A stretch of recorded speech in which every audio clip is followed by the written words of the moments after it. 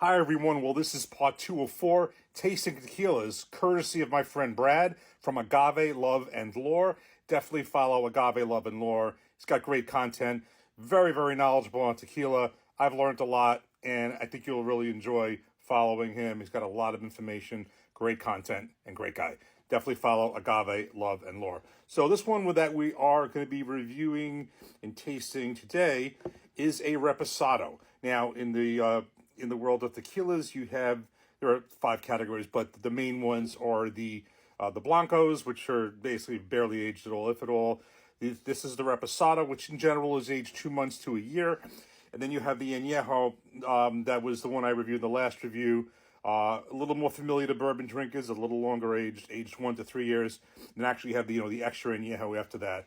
I haven't even seen many of those on the shelves. But this is actually I believe of the 3 categories, Blanco, Reposado, and Añejo. This is the one category of tequila that I don't recall ever having.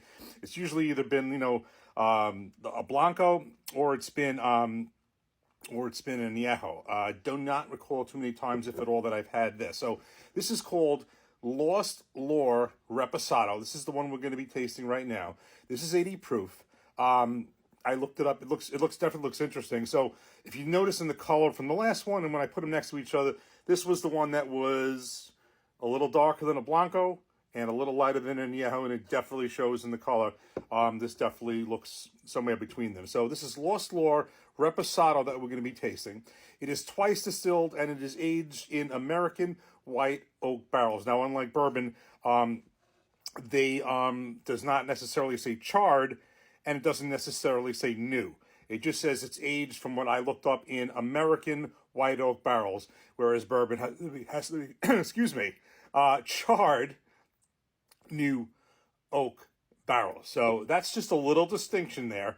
And as far as the other details, I didn't see much more on that. All of these tequilas I am tasting are 80 proof. So that's why there's not really distinguishing between the proofs, but it is in terms of the aging. I am very curious to see how this one compares. The Añejo, the Insolito Añejo I tried in the last review, I did like, and it was certainly better, much better than the El Mejor Añejo tequila that I bought on my own, and I have no doubt it was definitely better. So I don't have much to compare this to. When we get to the Blancos, I have a Blanco here that I can compare it to. But this one we're just going to try on its own. We're going to put it in a glass, and we're going to see what we think. Okay, so we have this poured in a glass. I will tell you, this is a very unfamiliar color to me. If I just told you what color this looks like, first thing that would come to mind would be a white wine, a white Chardonnay.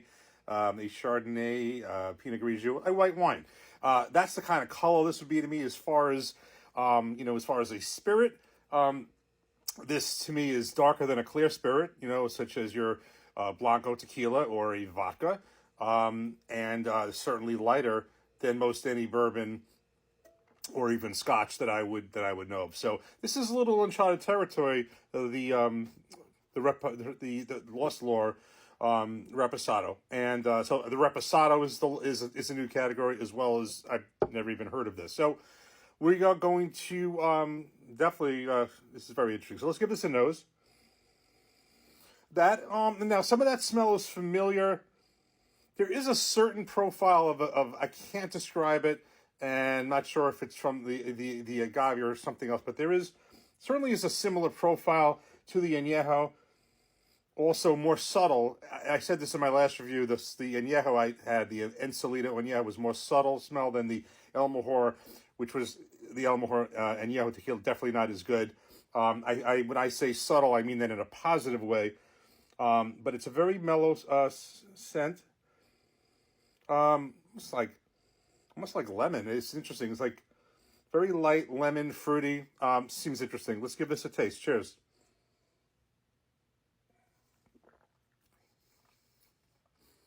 This is different.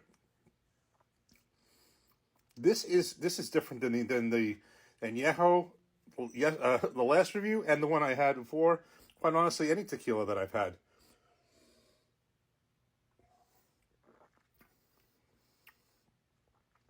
This is very good. This quite different, and I'm getting a lot of interesting flavors out of this.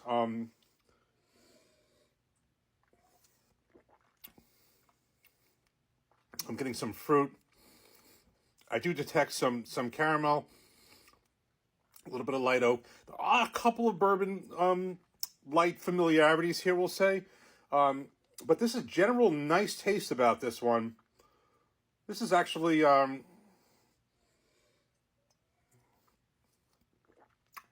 actually quite nice. I'm just looking how the you know how we do in whiskey, the legs on this. This actually coats the glass a bit too. This is good. This is, you know, this for me, this whole the entire tequila category is new, and you know there were some things that, you know, like maybe some taste that will be overlapping into the bourbons I've tasted, and I would say many do not, but I try to find some things where some taste some familiar to me. This one does not taste like any tequila that I've had, and including the one I had in my last review, the Insolito Añejo. So this is Lost Lore, Reposado, quite good. A lot of very interesting flavors coming out. Coming out of this glass, I will say that I'm impressed with this one. And you know, all of these to me, it's not a matter of they drinking, but they do drink 80 proof now. It's funny because with bourbon and whiskey, in my journey, I kind of left 80 proof a long time ago. I mean, you know, basically, even when I started out, I was in the 86 to 100 proof. But this this is a very, very nice drinking tequila. I'm definitely impressed with this one. One more sip. Yeah, this is a good one. Again, thank you, Brad, from Agave Love and Lore. Really enjoying this. We got a couple more to go, but definitely one more time. Definitely follow Agave Love and Lore. Great content, great guy. Cheers. Take care. Thanks for watching.